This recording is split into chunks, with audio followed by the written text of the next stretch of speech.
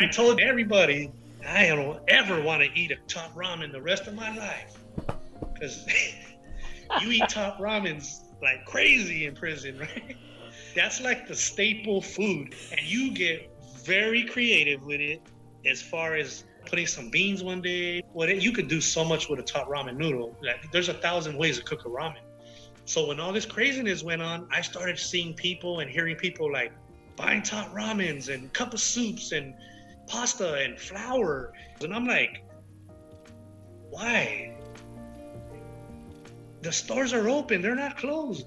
I am not buying top ramens, man. So I didn't buy it.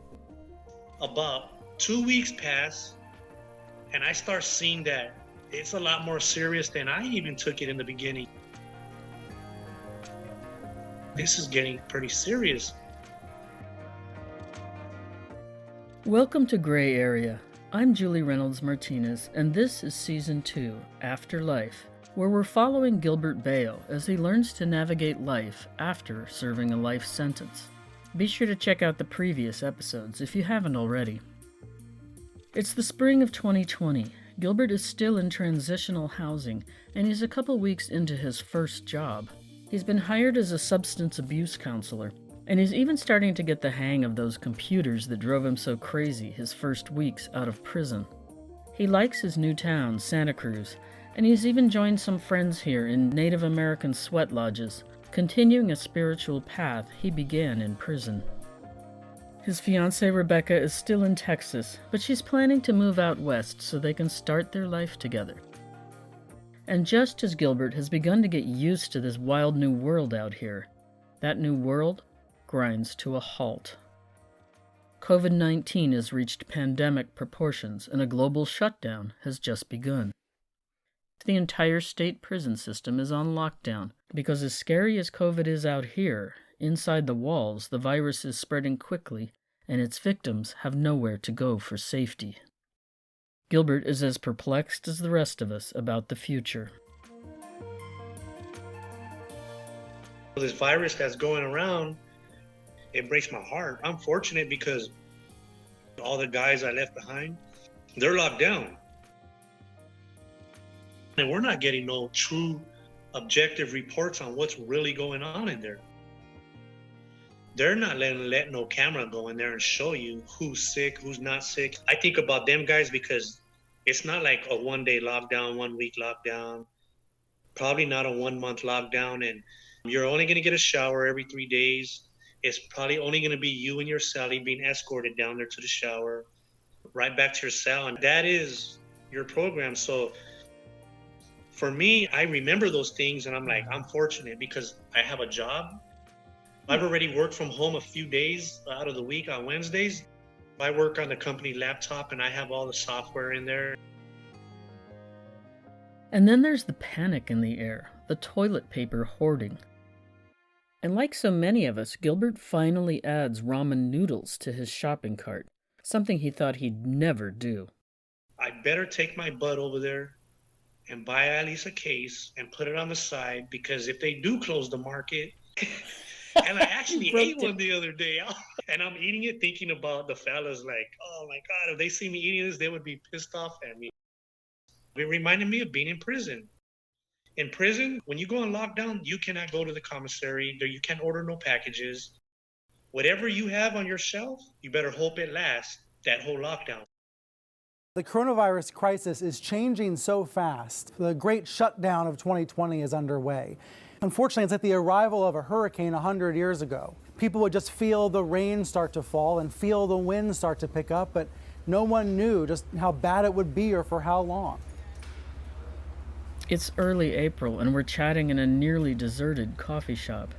As the pandemic grows more serious every day, we try to keep our sense of humor, but we can feel the underlying tension and fear of the unknown. As a drug treatment counselor, Gilbert is considered an essential worker, but there's a severe shortage of face masks. He's been given one disposable mask that he's expected to wear day after day. I got a mask. Okay, let me describe what I'm seeing here. Gilbert has this badass mask made out of a black bandana, it looks like, right? Yeah. Fold it up. Did you make that? They give you those masks They gave me one at work. They're made to wear one time and throw it away. You could come into contact with the virus, it'll stick on there, and then every day you're picking it up and putting it on your face, which is the most prone area. So I said, you know what, I'm gonna just wear a bandana because I could come home and they say the heat, the hot water, it actually kills it. So I washed it, disinfect it, they dry in 20 minutes. At one time I put a bandana on my face, the police pulled me over. Right. I walk in a store and everybody's gonna start hiding their purse and walking out and they're scared. And today I'm driving down the street with a bandana on my face. And I'm like, back in the days, it just wouldn't have went down that way. He tells me about a counselor he used to work with at Soledad Prison who came to visit him this morning. She asked him what he told the parole board. What was it he said that earned his freedom? And then the conversation goes somewhere I didn't expect. Boom. It hit me hard. She asked me, how was the hearing? Like, what did they ask you? I got really, really emotional, like overwhelming. Tears welled up in my eyes. And when I get to that level of emotion, it's hard for me to speak. It freezes me up. And I just put my head down. And I could feel the tears coming down my face. When I sat through this whole hearing, I never talked about the positive things that I did while I was in prison. Almost did 98% of the hearing. I talked about all the bad things I did in my life, my whole life. Like, they asked me about my crime, and I was 100% honest. I told them I planned it. I'm the one that went and picked up my co-defendant. I'm the one that told him to shoot the gun. I drove the car. I'm the one that was retaliating for a murder that happened 3 days before. It triggered that emotion again, that pain. There's a lot of pain there. There's a lot of pain. And I didn't realize that it's like I must have stuffed it away, and because of everything that's going on now that I'm out, like, there's the overstimulation of everything that's out here has kind of compartmentalized the pain from the hearing and from the whole 21 years of being in prison. It's like I put that to a side because I'm so distracted with everything out here, and all this is going on, and today here we go, I'm back in that, talking about it again. I'm thinking about my victims, not just the direct victim of the crime, the attempted murder, the drive-by shooting, but also the impact it had on my family, the impact it had on my community. How many youth were told that war story about me, where now they want to mimic me, they want to be like me. I know that young people who get involved in gangs often look up to the older guys and try to imitate what they do, but they're also victims of this idolizing. They want to have their own story. They want to have somebody telling stories about them in the neighborhood. And here I am today talking about it, and it just drew all that up. So I realized that there's some stuff there I need to at least start talking about until I can talk about it and not have such a high level of the emotion attached to it. And will it go away? I don't know. Is it healthy? Maybe it is. Maybe I might be like this for years. Maybe I might be like this for the rest of my life. And I'm not saying that like I didn't do nothing to earn going to prison. I deserve going to prison for what I did. I deserve it. You know, I understand that. I accept that. That's the truth. That's real to me.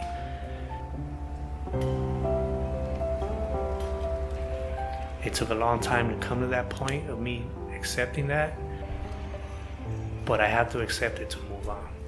Do you feel like you don't have the right to complain about those conditions? I mean, they're horrible conditions to live under, and you're catching yourself about whether you deserved it or not, and it's like you always... I don't know. I just want to say nobody should live like that. I don't care whatever, you know. It's okay to recognize that that's not a human way to live. I guess that's what I'm saying. I agree with you. The definition to me is somebody that complains is telling you about something they don't like that they're not willing to fix. In contrast to me saying, hey, here's some things that can be fixed. And I'm willing to speak about those things. I'm willing to do something about it. We don't know it yet, but this coffee chat will be our last face-to-face meetup in Santa Cruz.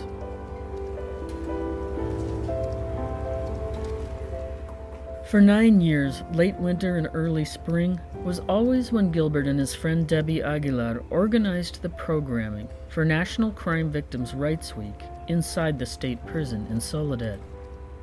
But this spring, the COVID case rates inside California prisons are climbing fast. Triage tents are set up in many of the yards. Although the state is reporting only 115 in-custody COVID cases and 1 death, real-time data is incredibly lagging. A later study will show that in 2020, prison COVID cases across the country were actually 5.5 times higher than the general populations, and the death rate was triple the outside rate. Like so many of us, Gilbert and Debbie decide to go online. They're going to produce a digital version of their Crime Victims' Rights Week on social media. For Gilbert, the annual event has been an important part of dealing with his own accountability for the harms he caused to his neighborhood, his family, and to himself. The pain is something he still struggles with, and his unlikely friendship with Debbie is one way he deals with it, a sort of safe harbor in these rough internal seas. For those who've seen them speak together, a former violent criminal and a survivor of a son's murder, the experience is unforgettable.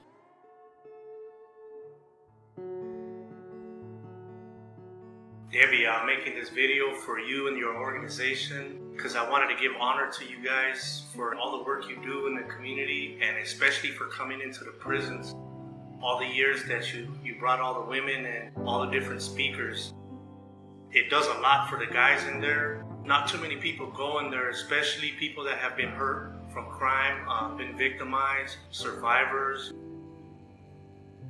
Some people will look at me as a mother of a murdered child. The awful thing that happened was my son became a victim of senseless gang violence in Salinas. I wanted revenge. Because I decided I wasn't going to let that grip me and keep me in this hell. I didn't want to be like that and bitter and angry. But you got a heart as big as an ocean. I think I do. There's room enough in there still. I have peace now. I remember the day you came and you told the story about your son. And at one time, I know for me and for many of the people sitting in there, we were on the other side of that. We were on the other side of people being hurt, people being victimized. At different stages in our lives, we didn't think about the other people that get hurt. There was times where there wasn't a dry eye in the room because people start feeling that pain, and they actually started changing a lot of parts of their lives. You're healing a lot of people, and you healed me, you helped me when I lost my brother. You wanted to pray with me, and you did pray with me, and that meant a lot to me. Unfortunately, due to COVID-19, the guys weren't able to put this event on in the prison. Right now they're locked down.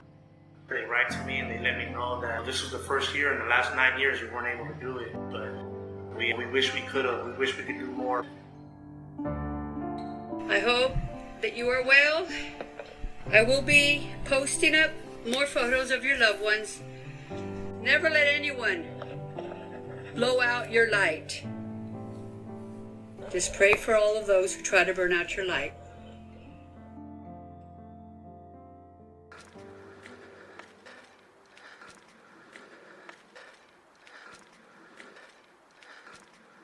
It's been 125 days since I got out. I got a full schedule now. I'm fully immersed in the everyday things that people do. probably and some more. I'm hiking up this mountain right now. Do a little self-care. I've been working full-time as a drug and alcohol counselor at a methadone clinic, and that's been going pretty good. Right now, currently, it's been pretty chaotic due to the virus going around, the COVID-19. We're seeing all of our people over the phone, doing counseling over the phone. So, you know, that's a learning experience in itself. I try to find some time to at least go to the trail and go to get some hiking in. Today after work, I decided 5:30 I'm gonna stop right here, De La Vega Park. They got a trail right here. It's the first time I've been on it. It's in the redwoods. There's a lot of birds and trees, and I enjoy it. It gets me moving. It removes my mind from work and school and group. Quality of my life has improved drastically. I dreamt of these days where I could just get off the road and get on that dirt trail and see where it takes me.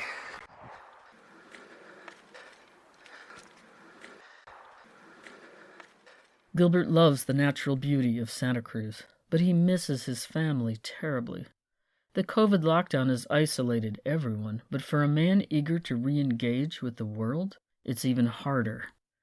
Because he has done so well during his 6 months in transitional housing, the parole office is allowing Gilbert to transfer parole to Southern California.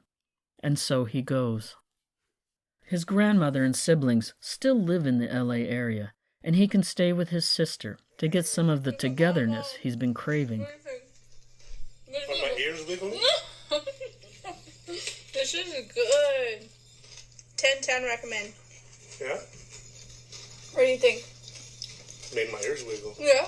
You just gotta look real good. You gonna help make tamales? Or you gonna help Uncle eat them? See what you got, Zoe. He quickly finds a job in a behavioral health crisis unit. Marlena is living in Colorado, but she comes to visit regularly. She and Gilbert have grown closer in new ways, including their shared commitment to breaking the cycle of incarceration and standing up for human rights. Here, they're sitting down for a conversation that he recorded and posted on YouTube. Maybe talk about some of the challenges and maybe even some of the life lessons that hold some value in your daily life now. It's different for me because all my own personal knowledge of you was all in a visiting room. It wasn't at home. It was always me and you in that visiting room. Me looking at other visitors and seeing how they were reacting, what their happiness looked like.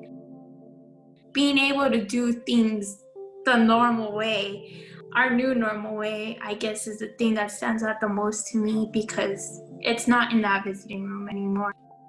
It actually feels like what it should feel like. and my own happiness. It hurts for me to even see you or hear you cry. I just want to hold you in my arms and never let you go.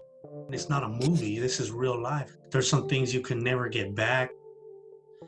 I love you for who you are and who you have become. I'm proud of you. You did so good. Yeah. You got good grades in school. You finished high school. You broke the cycle.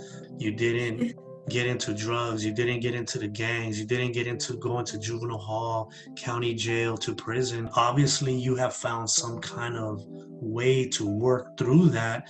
How did you do that? You know, growing up in East LA, there's a huge sense of community, and I think that really saved me. Of course, there's still a gang life, there's still other subcultures, but I think with every community, there's good and bad. I also was pretty heavily into the punk scene, and that was a really big changer for me because a lot of it had to do with human rights. I felt like I was one of the misfits that didn't belong, that didn't have this normal life that everybody wants. And I felt like I belonged there. I wasn't a gang member. I knew that wasn't for me. But I knew that through music and through being part of that community, through protesting, through going to school and finding clubs that could help me use my voice and this power that I kind of took back as my own, that I had something to show the world, that I wasn't just going to sit back and just let all these bad circumstances take control. Or define who you really are. The pandemic shutdown isn't the only worldwide news in 2020. After George Floyd's murder by a police officer, people have abandoned their quarantine and they take to the streets in anger. These uprisings began with police killings, but they've taken on broader messages that for the first time are front and center in the national conversation. Defund the police, end mass incarceration. The subject even makes it onto the late-night talk shows, which are now staged on Zoom because of the shutdown. Here, John Oliver is trying to explain to Jimmy Fallon why he's just dedicated an entire episode to defunding the police. It's a conversation that's been going on for decades among activists, but now it's suddenly happening around the world. It was about serving whatever community the police were in better and trying to decouple safety from policing. In researching it more and more, it starts to make more and more sense, and you realize that things are so bad, you need solutions that are going to match it. And the problem, of course, is if the police don't realize the scale of the problem, they're not going to accept the scale of the solution. It is not about no police. It's about what the police do. It's late August 2020, and Gilbert and Marlena are marching in Los Angeles. They're at a rally commemorating the anniversary of the 1970 East LA Chicano moratorium. 50 years ago, 30,000 people here took to the streets to protest the Vietnam War and promote social justice. That march down Whittier Boulevard was broken up by police. 4 people were killed that day, including journalist Ruben Salazar. Today, the topic of policing is on everyone's minds, and people at this march are handing out signs that say jail killer cops. Gilbert and Marlena are marching for Manny. Ready? Let's do this. Stop complaining. Come out here and do something about it. 50th anniversary of the Chicano moratorium. And we just gotta say 50 years. We should be talking about how much progress we made, but instead we gotta talk about how we're facing a... By January 2021, the pandemic remains unchecked, and the long-term impacts of both the virus and our responses to it are becoming apparent. The incoming Biden administration has vowed to quickly get vaccines to the public, but they won't be available for several months. Even then, you have to be over 65 or have certain health conditions. Debbie Aguilar has been urging friends on social media to wear masks and take precautions. COVID is especially rampant and deadly in America's Black and Latino communities. Her hometown of Salinas, roughly 2/3 Latino, is no exception. Gilbert's friend, Danny Contreras, reached out to Debbie during a fundraiser for a friend who'd been deported after his release from prison. Debbie sent Danny an apologetic message. She texted me, I wish I could give money right now, but I can't. And I was like, why? What's going on? She's like, I'm in the hospital. I was like, what do you mean you're in the hospital? And then she just got silent for like a week. And I started, oh man, I hope she's all right. Next thing I know, one of her family members called me, said she got COVID, she's in there. And then she texted me, she's, I'm still in the hospital. And I told her, we're praying for you, sister, keep fighting. All the brothers. And that was the last words. Debbie died a few days later on January 23rd, 2021. Before the year's end, the vaccines that would likely have saved her life were readily available. The Salinas community remembers her as a relentless fighter for victims of violence, but also as an advocate for healing and restorative justice. Even though her son was murdered, she never stopped supporting the men behind bars.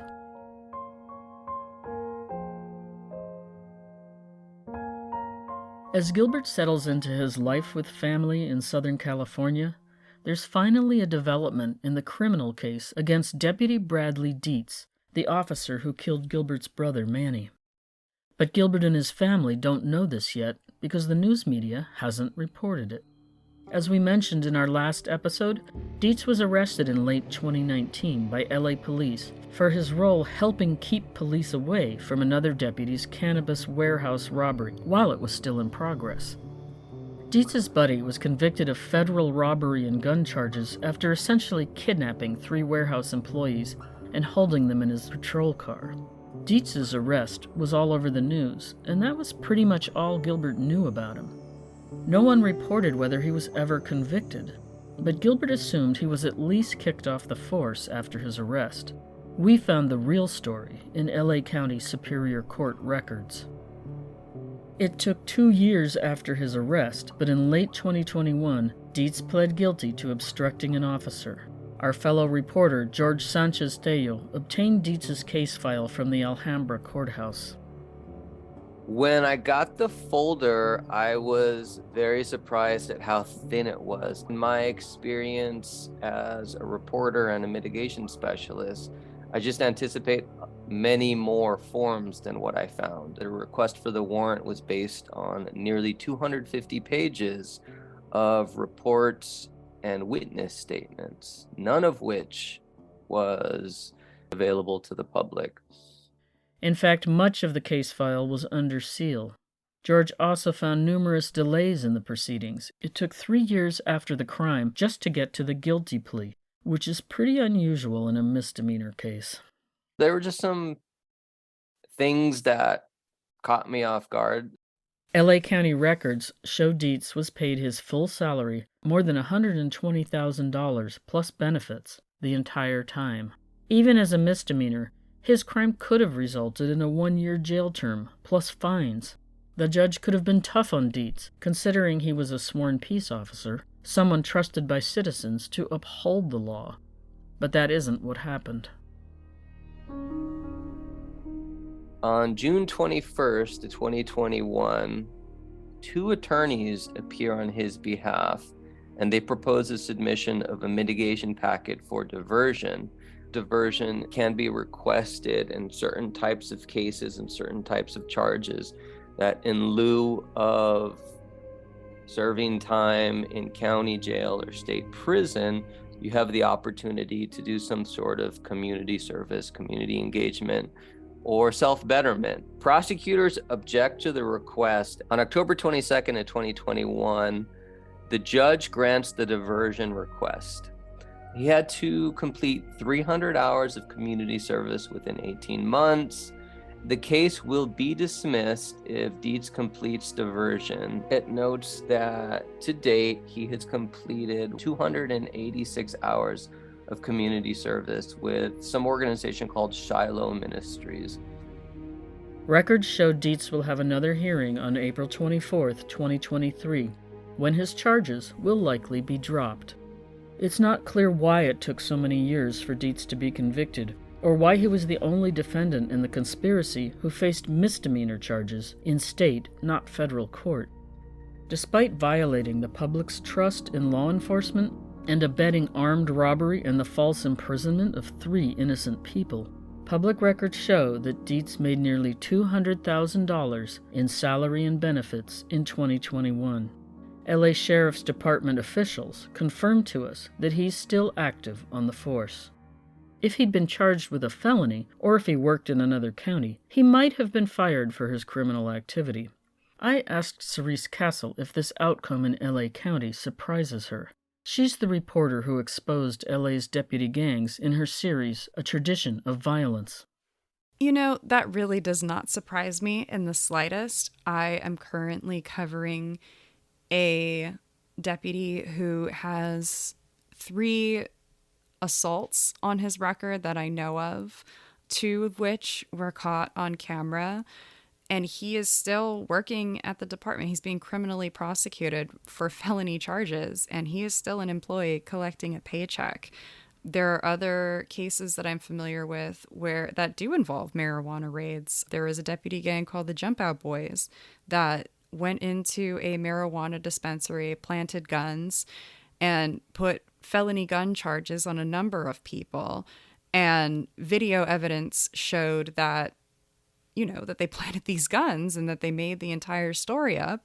They were fired, but they were able to win their jobs back, along with several years of back pay, totaling up to $200,000.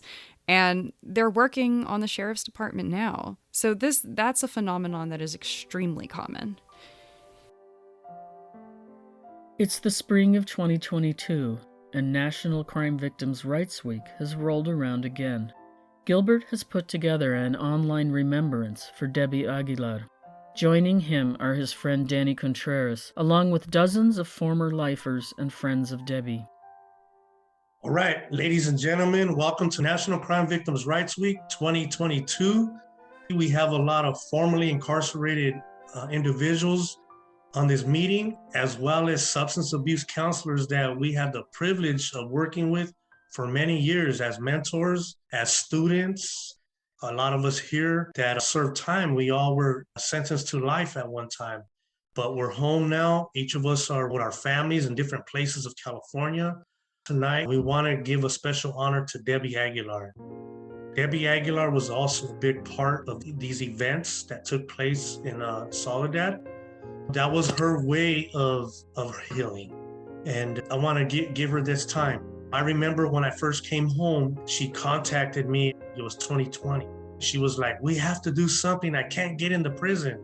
I told her, well, let's do something. We'll go on Facebook, we'll go live. And we did. Right after that, she got sick. So this is for her. This is for Debbie. Tonight, it'll be an open platform. How have you been honoring people that have been victimized by crime? How have you given back in your community? Because that's a big part of us coming home. I'll introduce myself and then we'll go around and then we'll open the floor up. My name is Gilbert Bao. I'm a formerly incarcerated person. I worked in a substance abuse program for 13 years. I worked on and off with youth while I was incarcerated for 16 years. It's something I'm passionate about. Since I've been home, I've worked in the mental health field, a behavioral health field at the crisis unit in downtown San Bernardino. I'm carrying my promises I made forward.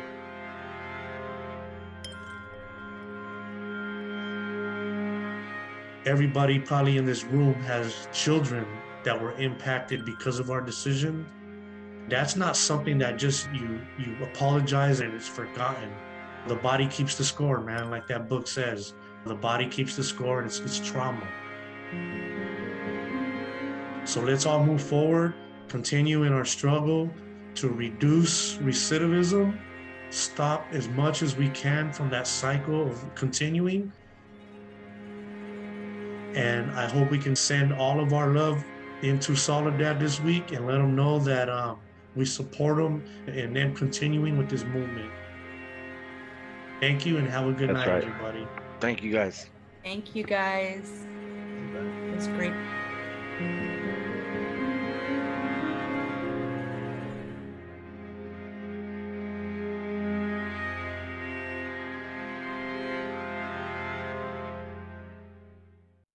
In our next and final episode, Gilbert makes an unexpected return to a place he believed he'd left forever.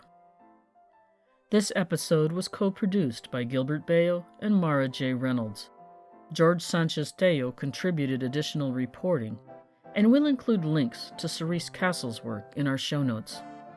You can check out all our episodes and show notes at grayareapodcast.com, and that's gray with an A. And don't forget to try Season 1, where you can hear 6 stories of justice and redemption. And please be sure to rate us or write a review on Apple Podcasts or wherever you hear us.